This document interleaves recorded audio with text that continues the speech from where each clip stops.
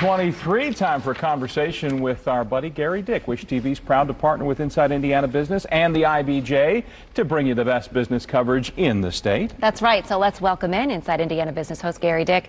Gary, good morning. Thanks for being with us today on Daybreak. So a big investment is coming to Lafayette Square. This is a huge development undertaking. For a number of reasons. That area, the Lafayette Square area, has been so challenged for so many years.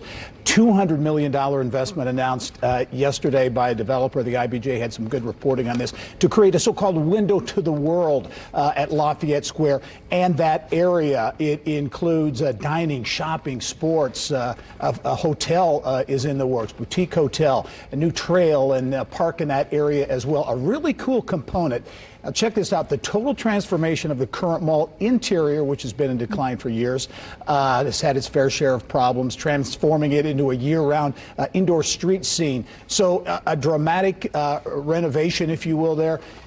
And more broadly, the international marketplace is in that area, which has been developed over years, which I think is one of the great stories here. 100 languages spoken, dozens and dozens of restaurants and shops. I think this development combined with that could truly, I mean, transformational is overused.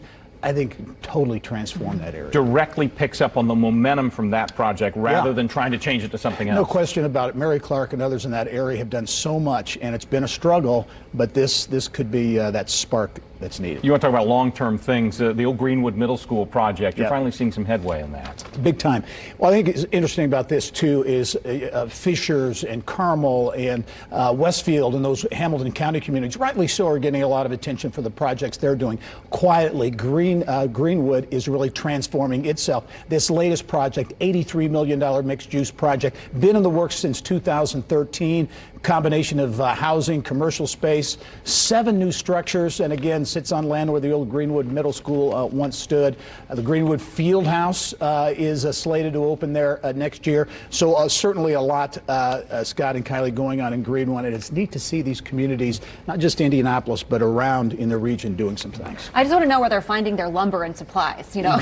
Well, tell me your secrets. Yes, that's a great point, because it is a challenge to get these projects going and done in this environment. Okay, so what's coming up this week on Inside Indiana Business? A lot of great stuff on the show this week. We will take a deep dive into that supply chain issue with a longtime supply chain executive here in Indianapolis. Our Endangered Indiana series, Mary Rachel Redden, goes to Tipton County to look at the jail and residence, historic structures there.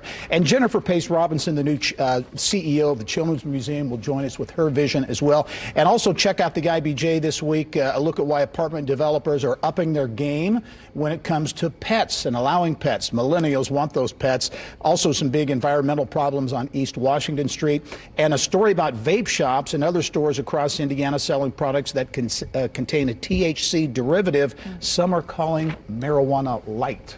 So lots to look forward to. IBJ and Inside Indiana Business. Gary, thank you. You bet. It is 7:27.